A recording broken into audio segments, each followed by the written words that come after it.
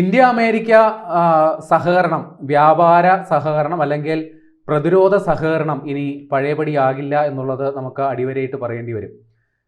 India America പ്രതിരോധ കരാർ India മരവിപ്പിച്ചു, അല്ലെങ്കിൽ അമേരിക്കയിൽ നിന്ന് യുദ്ധോപകരണങ്ങൾ വാങ്ങുന്നത് ഇന്ത്യ റദ്ദാക്കി എന്നതടക്കമുള്ള ചില വാർത്തകൾ നേരത്തെ തന്നെ വന്നിരുന്നു. പക്ഷേ നമ്മുടെ പ്രതിരോധ മന്ത്രാലയം ഔദ്യോഗികമായിട്ട് ഇത് അംഗീകരിക്കുന്നില്ല, അങ്ങനെ ഒരു വാർത്ത ഇല്ല എന്നുള്ളത് തന്നെയാണ് പറയുന്നത്. അതിന് കൃത്യമായ കാരണമുണ്ട്. കാര്യം ഇന്ത്യയുടെ തേജസ് യുദ്ധവിമാനങ്ങൾക്ക് വേണ്ട എൻജിൻ അത് അമേരിക്കയുമായിട്ട് നേരത്തെ ഉണ്ടാക്കിയ ഒരു കരാറാണ്.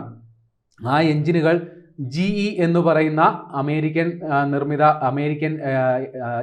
വിമാന എൻജിൻ നിർമ്മിക്കുന്ന കമ്പനിയിൽ നിന്ന് ഇന്ത്യക്ക് കിട്ടേണ്ടതുണ്ട്.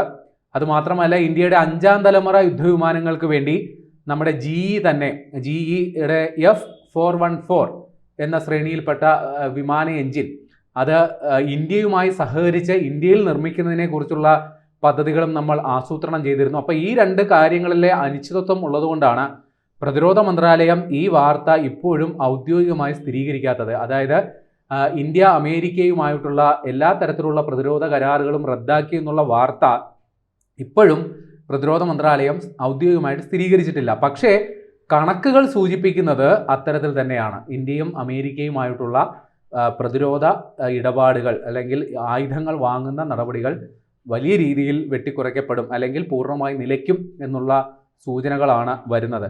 ഇനി ചില കണക്കുകൾ പറയാം. 2008 മുൻപ്, അതായത് ഇന്ത്യ അമേരിക്ക ബന്ധം ഊഷ്മളമായത് 2008 ശേഷം ആണ് എന്ന് വേണമെങ്കിൽ പറയാം. അപ്പോൾ 2008 മുൻപ് ഇന്ത്യ അമേരിക്കയിൽ നിന്ന് വാങ്ങിയത് ഏതാണ്ട് $233 മില്യൺ ആയുധങ്ങൾ മാത്രമാണ്. അതിലുൾപ്പെടുന്നതാകട്ടെ ചില റഡാറുകൾ, അമേരിക്ക ഉപയോഗിച്ച് പഴകിയ ചില യുദ്ധക്കപ്പലുകൾ. ഇതൊക്കെ വാങ്ങാനാണ് 2008 മുൻപ് $233 മില്യൺ ഇടപാട് ഇന്ത്യയും അമേരിക്കയുമായിട്ട് നടത്തിയത്. പക്ഷേ അതിനുശേഷം ഈ പറയുന്ന ഇടപാട് എന്ന് പറയുന്നത് $24 ബില്യൺ ആയിട്ട് കുതിച്ചുയർന്നു.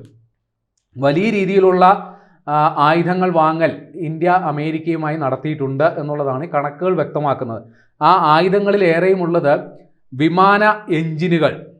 അതുമാത്രം $5 ബില്യൺ ഇടപാട് വരും. പിന്നെ ചില ഡ്രോണുകൾ, ആർട്ടിലറി റൗണ്ട്സ്, അതായത് നമ്മുടെ ഈ യന്ത്രത്തോക്കുകളുണ്ടല്ലോ, നമ്മുടെ വലിയ പീരങ്കി പോലുള്ള തോക്കുകൾ, അതിലുപയോഗിക്കുന്ന വെടിയുണ്ട. പിന്നെ ആംഡ് വെഹിക്കിൾസ്, സൈന്യം ഉപയോഗിക്കുന്ന സായുധമായിട്ടുള്ള പിന്നെ വാഹനങ്ങൾ. പിന്നെ ആൻറ്റി ടാങ്ക് മിസൈൽ, അതായത് ടാങ്കുകളെ, ശത്രു രാജ്യത്തു നിന്ന് വരുന്ന യുദ്ധ ടാങ്കുകളെ തകർക്കാനായിട്ട് ഉപയോഗിക്കുന്ന മിസൈലുകൾ. പിന്നെ ടോർപിഡോസ് എന്ന് പറഞ്ഞാൽ അന്തർവാഹിനികളിൽ ഉപയോഗിക്കുന്ന ആയുധമാണ് ടോർപിഡോസ്. അപ്പോൾ ഇതൊക്കെ വാങ്ങാനായിട്ടാണ് $24 ബില്യൺ ഇടപാട് ഇന്ത്യ അമേരിക്കയുമായി നടത്തിക്കൊണ്ടിരുന്നത്. ഇനി അതായത് നേരത്തെ പറഞ്ഞതുപോലെ $233 ബില്യൺ നിന്ന് $24 ബില്യൺ വളർന്ന ആ ഒരു സഹകരണം ഇനി ഏത് രീതിയിൽ പുരോഗമിക്കും എന്നുള്ള കാര്യത്തിലാണ് ആശങ്കയുള്ളത്. കാരണം ഇന്ത്യ റഷ്യയുമായി കൂടുതൽ അടുക്കുന്നു, അമേരിക്കയുമായിട്ടുള്ള സഹകരണം പരമാവധി ഒഴിവാക്കുന്ന സാഹചര്യമാണ് ഇപ്പോഴുള്ളത്. അമേരിക്ക ഇന്ത്യക്ക് അവരുടെ 5ാം തലമുറയിൽപ്പെട്ട F-35 യുദ്ധവിമാനങ്ങൾ വാഗ്ദാനം ചെയ്തതാണ്. പക്ഷേ ഇന്ത്യ അത് നിരസിച്ചു. അത് 5ാം തലമുറ യുദ്ധവിമാനങ്ങൾ ഇന്ത്യ വാങ്ങുന്നെങ്കിൽ അത് റഷ്യയിൽ നിന്നായിരിക്കും എന്ന് ഏകദേശം ഉറപ്പാണ്. റഷ്യയുടെ സുഖോയ് 57 എന്ന് പറയുന്ന വിമാനമായിരിക്കും ഇന്ത്യ വാങ്ങുക. എന്നാൽ ഇന്ത്യയുടെ ആത്യന്തികമായ ലക്ഷ്യം ഇക്കാര്യത്തിൽ 5ാം തലമുറ യുദ്ധവിമാനങ്ങൾ സ്വന്തമായി നിർമ്മിക്കുക എന്നുള്ളതാണ്. AMCA എന്നുള്ളതാണ് ആ പ്രൊജക്റ്റിൻ്റെ പേര്. പക്ഷേ അതിന് കാലതാമസമുണ്ട്. 2035 വരെ കാത്തിരിക്കേണ്ടി വരും. അപ്പോൾ ആ ഒരു കാലതാമസം ഇന്ത്യയെ സംബന്ധിച്ച് അത് വലിയ വെല്ലുവിളി ആയതുകൊണ്ടാണ് നമ്മൾ 5ാം തലമുറയിൽപ്പെട്ട ഏതാണ്ട് 114 വിമാനങ്ങൾ നമ്മൾ റഷ്യയിൽ നിന്ന് വാങ്ങുന്നതിനായിട്ടുള്ള കരാറുകളിലേക്ക് പോകുന്നത്. ഇത് ഒന്നാമത്തെ കാരണം.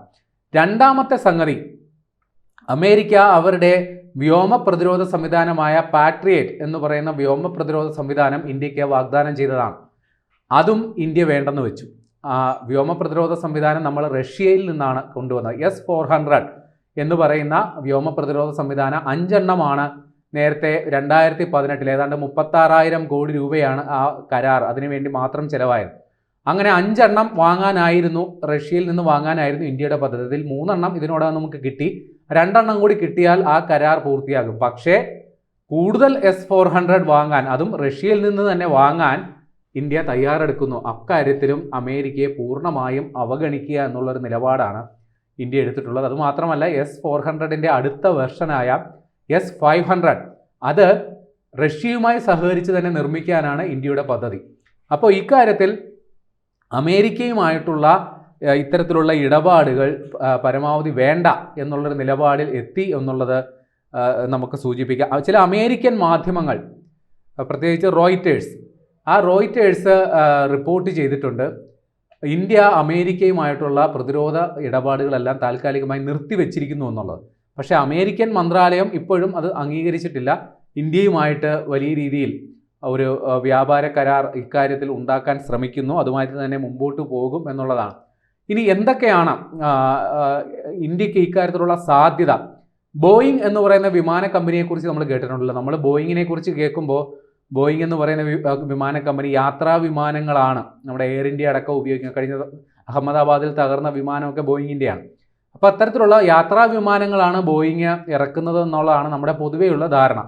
എന്നാൽ ഈ ബോയിങ് സൈനിക ആവശ്യത്തിലുള്ള വിമാനങ്ങളും ഇറക്കും, പ്രത്യേകിച്ച് ചരക്ക് വിമാനം. അതിൽ ബോയിങ് C-17 ഗ്ലോബ് മാസ്റ്റർ എന്ന് പറയുന്ന ഒരു കൂറ്റൻ ചരക്ക് വിമാനമുണ്ട്.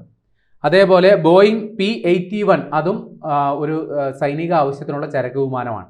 അമേരിക്ക കഴിഞ്ഞാൽ ഈ ബോയിങ്ങിൻ്റെ ഈ വിമാനങ്ങൾ ഉപയോഗിക്കുന്ന ഏറ്റവും വലിയ രാജ്യം ഇന്ത്യയാണ്. അതുമാത്രമല്ല, ഇന്ത്യക്ക് ഇനിയും ഇത്തരത്തിലുള്ള വിമാനങ്ങളുടെ ആവശ്യമുണ്ട്. ഇത് സൈനിക ആവശ്യത്തിന് മാത്രമല്ല, എയർ ഇന്ത്യ അടക്കമുള്ള കമ്പനികൾക്ക് മറ്റേ യാത്രാ ആവശ്യ വിമാനങ്ങൾ സർവീസ് നടത്തുന്നതിന് വേണ്ടി ഇനിയും വിമാനങ്ങളുടെ ആവശ്യമുണ്ട്. അതും അമേരിക്കൻ കമ്പനിയായ ബോയിങ്ങുമായിട്ടാണ് സഹകരണ കരാറെങ്കിൽ വേണമെങ്കിൽ നമുക്ക് അതിന് പകരമായിട്ട് എയർബസിനെ പരിഗണിക്കാവുന്നതാണ്. അത്തരത്തിൽ ബോയിങ്ങിനെയും വേണമെങ്കിൽ നമുക്ക് ഇക്കാര്യത്തിൽ ഒഴിവാക്കാം എന്നുള്ളൊരു നിലപാട് വന്നിട്ടുണ്ട് എന്നുള്ളതാണ്.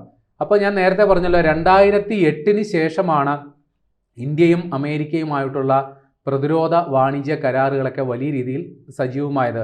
അതായത് 2008 കാലയളവിൽ അന്ന് ഉണ്ടായിരുന്ന സർക്കാരുകളുടെ ഒരു താല്പര്യം, പ്രത്യേകിച്ച് നരേന്ദ്രമോദി അധികാരത്തിൽ വന്നതിന് ശേഷം ട്രംപുമായി ഉണ്ടാക്കിയ ഒരു വ്യക്തിബന്ധം ഇക്കാര്യത്തിലൊക്കെ വളരെ നിർണായകമായിട്ടുണ്ട്. അപ്പോൾ അതെല്ലാം ഇന്ത്യയും അമേരിക്കയുമായിട്ടുള്ള പ്രതിരോധ കരാറിൽ പ്രതിഫലിക്കുകയും ചെയ്തു. 2016 അമേരിക്കൻ കോൺഗ്രസ് ഇന്ത്യയെ വിശേഷിപ്പിച്ചത് അമേരിക്കയുടെ മേജർ ഡിഫൻസ് പാർട്ട്ണർ എന്നാണ്. അമേരിക്കയുടെ ഏറ്റവും പ്രധാനപ്പെട്ട പ്രതിരോധ പങ്കാളി എന്നാണ് ഇന്ത്യക്ക് നൽകിയ വിശേഷണം. അതിൽ നിന്നാണ് ഇപ്പോൾ അമേരിക്ക താഴെ പോകുന്നത്. നേരത്തെ ഇന്ത്യയുടെ പൂർവ്വകാലത്ത് സോവിയറ്റ് യൂണിയനുമായിട്ടായിരുന്നു ഇന്ത്യയുടെ ഏറ്റവും വലിയ പ്രതിരോധ കരാർ ഉണ്ടാക്കിയിരുന്നത്. പിന്നീട് റഷ്യയുമായിട്ട് നമ്മൾ വലിയ രീതിയിൽ സഹകരണം ഉണ്ടാക്കി. അതിനുശേഷം ഈ 2008 ശേഷം അമേരിക്കയുമായിട്ടായിരുന്നു കൂടുതൽ ഇടപാട്. ഇന്ത്യ വാങ്ങിക്കൊണ്ടിരുന്ന പ്രതിരോധ സാമഗ്രികളുടെ ഏതാണ്ട് 43% അമേരിക്കയിൽ നിന്നായിരുന്നു. പക്ഷേ ഇനി ആ പറയുന്ന പരിപാടി ഉണ്ടാകില്ല എന്നുള്ള സൂചനകളാണ് വരുന്നത്. അതായത് ഇക്കാര്യത്തിൽ ഉറച്ചു വിശ്വസിക്കാവുന്ന ഒരു പങ്കാളിയെയാണ് അമേരിക്ക കൈവിടുന്നത് എന്ന് വ്യക്തം. അമേരിക്കയുടെ ഉൽപ്പന്നങ്ങൾ, പ്രത്യേകിച്ച് F-35 ഒരിക്കലും വേണ്ട എന്നൊരു നിലപാട് എടുത്തിരിക്കുന്നു ഇന്ത്യ. അതിൽ മാത്രം ഒതുങ്ങില്ല. അമേരിക്ക വാഗ്ദാനം ചെയ്യുന്ന ഒരു യുദ്ധോപകരണങ്ങളും തൽക്കാലം ഉടനെ ഒന്നും ഈ ഒരു സാഹചര്യത്തിൽ അതുമായി മുമ്പോട്ട് പോകേണ്ടെന്ന കടുത്ത നിലപാടിൽ തന്നെയാണ് ഇന്ത്യ ഉള്ളത്.